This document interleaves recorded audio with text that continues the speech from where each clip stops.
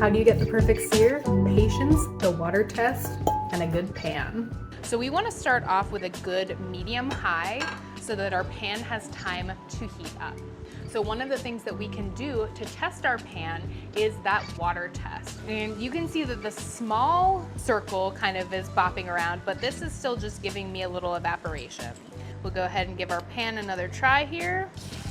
All right, now you can see that I've got this nice little dancing balls of water.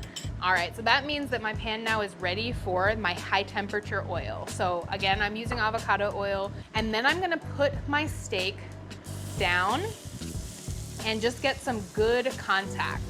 And you can give it a little press to make sure that you're getting full contact.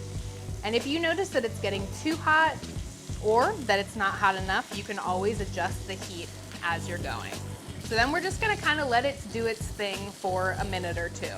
I don't want to move it around at all because I don't want to disturb that crust from forming. Undisturbed, about a minute at this point. So now what I'm gonna do is I'm gonna take my tongs and I'm gonna flip it to that opposite side. So you can see here, I've got some beautiful caramelization, some really nice charring kind of right on the outside edge, and then that nice crispy crust. That's because I didn't touch it, I let it do its thing. It's very important. But a good rule of this is about 1 to 2 solid minutes on each side. So now, we just wanna get those edge sides now as well. Again, try to hold it steady on that side so that it gets that nice contact and sear. And we wanna turn down our heat. So now we're gonna go ahead and put in our butter. A little bit of browning is gonna give us some beautiful flavor. Then we're gonna go ahead and put in our smashed garlic and our pieces of thyme sprigs.